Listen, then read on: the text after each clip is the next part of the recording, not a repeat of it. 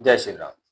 सिंह राशि के जातकों, साप्ताहिक राशिफल 21 दिसंबर से 27 दिसंबर तक कैसा रहने वाला है आपके लिए, आइए इसको जानते हैं। चंद्रमा के गोचर के आधार पर सबसे पहली पॉजिटिव बात, इस महीने अगर हम देखें तो लगभग 6 ग्रहों का संबंध आपकी राशि से 5वें घर से बन रहा है। 5वां घर जो शिक्षा का, विद्या का, बुद्धि, ज्ञान, आपके एजुकेशन का है, आपके डिसीजंस का भाव कहलाता है। उस भाव से अगर 6 ग्रहों का संबंध बने यानी वो भाव एक्टिवेट है। अब बुद्धि से ही जीवन में उठाक पटक है, उत्थान और पतन है। तो आपको बहुत फोकसली काम करना है, बिना किसी परिवर्तन के, बिना किसी लोभ लालच के। तो आपके लिए ये जो प्लेनेटरी पोजीशंस हैं ये प्रॉफिटेबल दिखाई देती है। अब चंद्रमा का गोचर इसमें एक अहम भूमिका निभाता है कि 21 तारीख को चंद्रमा धनु राशि बनेंगे। धनु राशि राशि से 5वें घर की राशि, यानी एक अच्छी और पॉजिटिव शुरुआत यहाँ से रहेगी। बिना किसी कंफ्यूजन के आपको काम करना है, इस बात का ध्यान रखें। चंद्रमा राशि बदलते हैं। 22, 23 और 24 तारीख में चंद्रमा छठे घर में गोचर करेंगे। अब छठा घर संघर्ष का है, और जहां संघर्ष है वहां सफलता है, क्योंकि छठा भाव सिर्फ छठा भाव नहीं है, ये आपके 10वें भाव से 9वां है और 9वें भाव से 10वां है।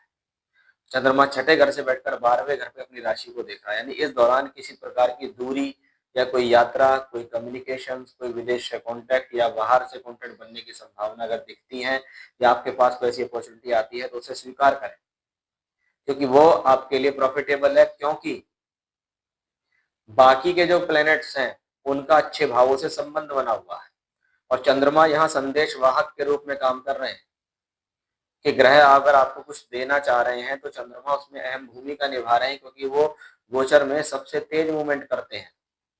तो यहाँ पर चंद्रमा इस बात की तरफ इशारा कर रहे हैं कि इस दौरान हो सकता है आपको किसी यात्रा पर खर्च करना पड़े, लेकिन वो खर्च संयमित रूप से रखें, सोच समझकर इन्वेस्टमेंट करेंगे उस दौरान तो वो आपके लिए फायदेमंद रहेगा। इसलिए छठे के चंद्रमा को खराब नहीं कहना है ऐसी स्थितियों में देखकर।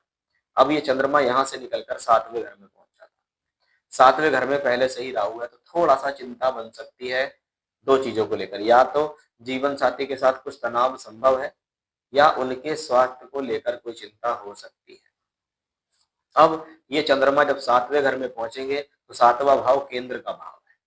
सभी प्लेनेटों का कनेक्शन इस दौरान आप देखें या तो त्रिकोण भाव से है या केंद्र भाव से। और जब खराब भाव खाली हो, केंद्र त्रिकोण के भाव भरे हुए हो और उनमें ग्रहों का अच्छा संबंध बन रहा हो, तो ऐसी ही स्थिति को हम धन योग या राजयोग कहते हैं। यानी बाद के 3 दिन आपके लिए बहुत हद तक पॉजिटिव है कि हम जो भी कार्य इस दौरान कर रहे हैं उन सभी क्षेत्रों में ये प्लेनेट पॉजिटिव भी रहेगा और सफलता भी देगा।